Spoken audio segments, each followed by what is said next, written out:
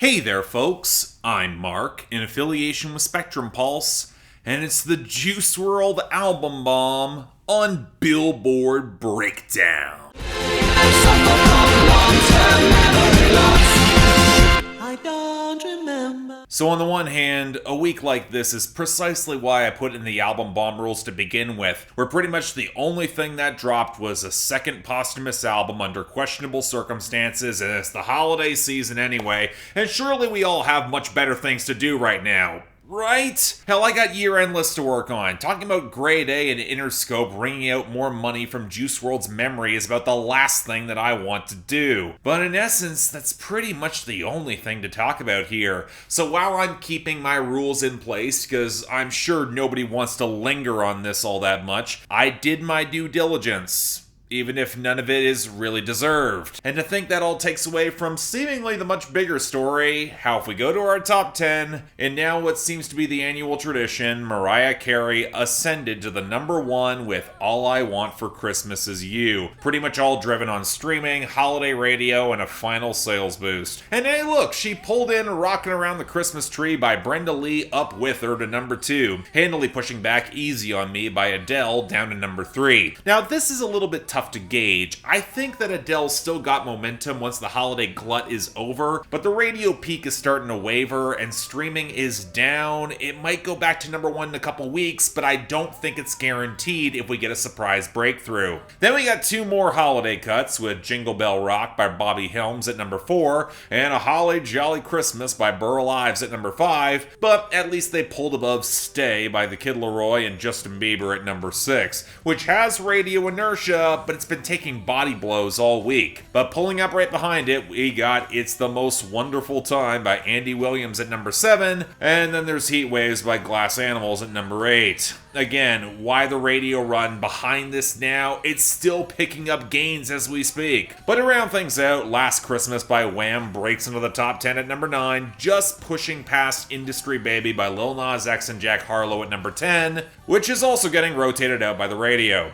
Go figure around these time of year. And on that note, our losers and dropouts. And man, it really does seem like the Hot 100 wants to get rid of 2021 hits with surprising speed, even if the album bombs tend to make this seem more natural. Notable exits include Fair Trade by Drake featuring Travis Scott, Sharing Locations by Meek Mill featuring Lil Baby and Lil Durk, Guy Alice by Capella Gray, Pepis by Farruko, If I Didn't Love You by Jason Aldean and Carrie Underwood, Beggin' by Måneskin, and even Save Your Tears by The Weeknd and Ariana Grande. But when it comes to your average album bomb, I gotta say it, there weren't really that many losers here. Off the debut, I Hate You by SZA slipped down to 31. Off the gains, Bad Man Smooth Criminal by Polo G skidded down to 97, and Woman by Doja Cat fell to 78. And in the process of the continued losses, All Too Well Taylor's Version by Taylor Swift fell down to 59, and Same Boat by the Zac Brown Band hit 92.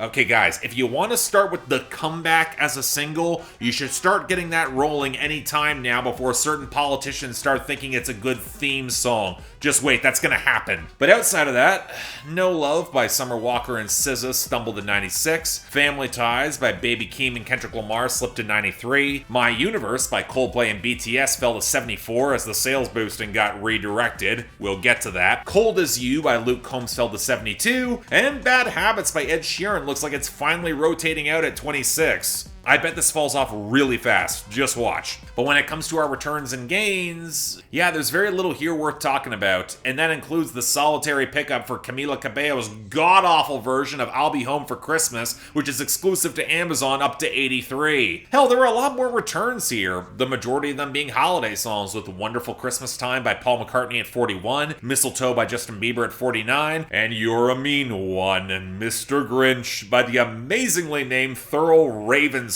at 44. But outside of that, well, Parker McCollum saw a bounce back to 85, but the story here is sadly, the posthumous Juice WRLD album bomb, where Already Dead came back at 54. But given that we're very much in album bomb territory here, there's all the songs that fell below the top 40 and are neither the best nor the worst of the week. Feel Alone at 98, Relocate at 87, From My Window at 86, Not Enough at 80, Doom at 75, You Wouldn't Understand at 64, and Rockstar in its prime at 63. But now on to our slim but pretty reasonable list of new arrivals, starting off with number 82, Man in the Mirror by A Boogie Wit Da Hoodie. I come over here looking for love anymore, cause that shit don't belong in here. You told me go to hell cause I was driving you crazy. Bitch, I would drive you there. Why would I need a stylist to pick out an outfit for me? I got mad, yeah. Honest question, did anyone really miss A Boogie while he was quiet for the past year and a bit? Okay, he actually had 2 charting songs this year before now,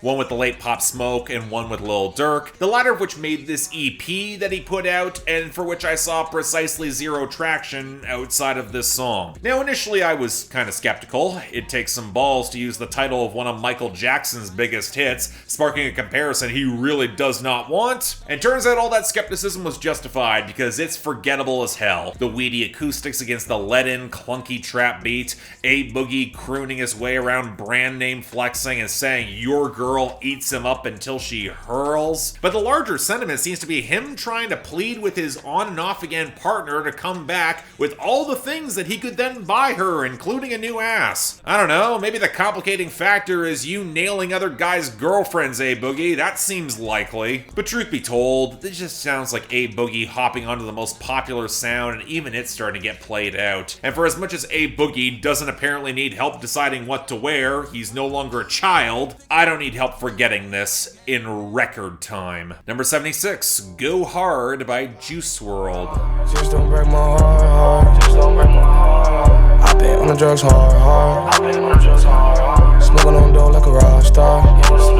Okay, this one got the fans in a bit of an uproar, because against the clunky vocals, badly mixed trap bass and gutless percussion, painfully dreary hook, and a flute line the song has no idea what to do with, there was supposed to be a verse from Lil Uzi Vert on this song that's not there. It's kind of murky where the hell that verse went, whether it got pulled by Uzi or Juice WRLD's managers is not particularly clear, but it leaves me openly wondering that if all you have is a single verse and a bad hook, where Juice WRLD openly regrets the sentiments behind All Girls Are the Same, took him long enough, one of his biggest hits, maybe it's a bad idea to include the fragment on the album? And it confuses me why it's even here. Apparently Juice WRLD recorded hundreds and hundreds of songs before he died, given how often they leak profusely. So if you can't get the verse cleared, why not just cut this song and replace it so you don't have something that's so obviously unfinished? Again, it's not just that it sucks, it's the fact that the labels know they can sell this to any audience, and it's just goddamn gross. But you know, while we're in the territory of obviously unfinished crap, number 56, Feline by Juice WRLD, Polo G, and Trippie Redd. Before I leave the crib, I pray to God I won't die. I know it's hard to kill me, but I know they gon' try. You know, it's probably a really bad sign. When I went to Genius to look up the lyrics for this song, the first comments at the bottom, which presumably would be from fans, are asking why this is mixed like absolute shit. Now, the answer to that is unfortunately very simple. This project's a hack job designed to wring out as much money as possible, and the labels have such contempt that they are just convinced that they will buy anything with big enough names attached to it, and sure enough, outside of the opening song, and one big song we'll get to, this was the biggest debut. It's also crap all the way down, and it legit pisses me off that Polo G and Trippie Redd are anywhere near this, with some pretty stock gunplay and threats in their verses. Even if Polo G can actually show some regrets that he was never able to save a friend thanks to his phone being off, we then get Trippie Redd saying that he doesn't want some girl's body, just her head.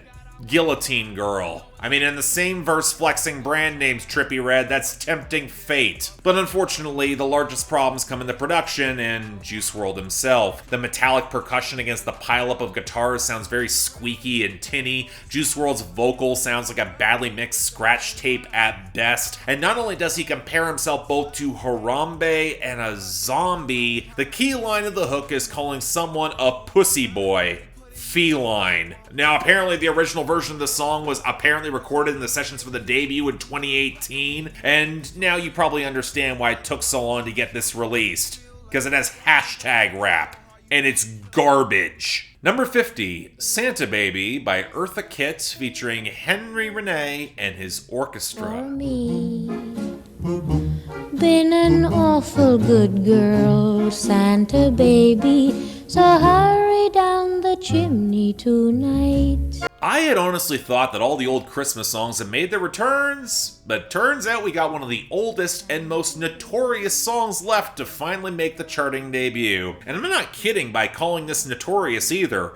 Originally recorded in 1953 from a pair of songwriters who were vocally anxious about giving this song to Eartha Kitt to make, it was a song that was considered so scandalous and sexually provocative at the time that several states in the American South temporarily banned the song. I wonder if it was the fact that it was a black woman who sung it had anything to do with it. But nevertheless, it's a song that's been cut from artists from Madonna to Ariana Grande to Kylie Minogue to an excruciating cover from Michael Bublé of all people, all of which has sparked some controversy, with plenty of critics calling this one of the worst Christmas songs of all time. And I don't agree. Yeah, the song is flagrantly materialistic and horny in a way where plenty of monocles might have popped in the 1950s, but are we honestly gonna get huffy about Eartha Kitt cooing for extravagant gifts in the era of luxury porn across mainstream rap? Capitalism has never been the critique of modern holiday standards here, let's be real. No, this got flat because against the very spare orchestration, Eartha Kitt sounds luxuriant and sensual, and anything that made a man's balls tingle in the 1950s probably wind up getting called Marxist or something. More things change, right? Anyway, put alongside the more obviously sexual Christmas jams of today, obviously inspired by this, and just kind of feels a little bit quaint. I wouldn't call it a personal favorite, but it is slinky, it nails the vibe, it's easily passed the test of time. Over a lot of cloying, plastic holiday music, I'd take this any day. It's a good song. Number 34, Burn by Juice WRLD. Hands up in the fire, burn, burn, burn, burn. I pray to God for some water to wash down these pearls. I've been cursed since birth, guess I never learned. The opening track to the second posthumous album, and honestly I'm not sure I got a lot to say about this one, where Metro Boomin integrates strings against the wheedling keys, but it feels like a groove that can never quite get balanced properly, not helped by that flat knock echoing behind Juice WRLD's hook, and that really wonky percussion line on the second verse that just kills any sense of momentum coming off the hook. I will say it definitely sounds a little bit more refined. It's a later recording from Juice WRLD, and you can tell as he stumbles through his drug abuse where he knows exactly all the damage that it's doing to his body, but it is the only thing that gives him any sense of relief. Praying for water to wash down the drugs, it's bleak, and it's a juxtaposition that works for how shambling and broken the verses feel. I mean, kind of shame that he had to throw some of the flexing in, which doesn't fit the vibe at all, but the seeds of a solid idea, they are here. But I get the feeling this was just an early draft, and it's not quite properly realized. Not bad, not exactly good either. And finally, number 29, Girl of My Dreams by Juice WRLD featuring SUGA. The same way that the rain falls, I ain't gonna lie, you got it all in me. You know, I didn't even tweet about this song directly. I replied to a tweet from my colleague Anthony Fantano about this song in particular, asking if anybody really wanted this, and I replied with, no, nobody wanted this. I mean, even if Juice WRLD did work with BTS back in 2019, do you really want to be blindly supporting of the rapacious acts of his record labels that in order to maximize profits and stand buy-in, they just so happen to include a song in the final third of the album that has a BTS member on it, so much so that you leap down the throats of anyone that dares question its inclusion? If this is where the dumbass chart-chasing clout game is taking you, that's a gross place. And it's kind of a shame because otherwise the song's okay. Yeah, I'm dead serious. It's fine. The smoky guitar rollick, the strings, the twinkling touches behind the trap knock builds into probably one of the best hooks on the album, especially with all the vocal overdubs that sound really nice. And even for just a pretty shallow, blissed out love song, there is just enough color and lyrical detail from Juice WRLD and SUGA that I think it works. The vocal mixing is rougher than it should be, and the situation behind getting the song on the album feels sketchy all the way down, but otherwise, it's fine. It's not great, but not bad either. I don't mind this. And that ends the week.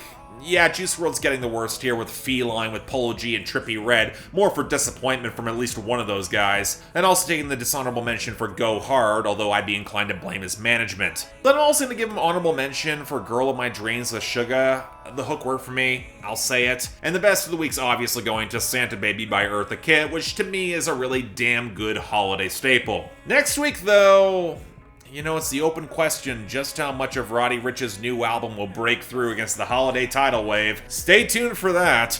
But until then, I'm Mark, you're watching Billboard Breakdown, affiliated with Spectrum Pulse, and I'll see you next time.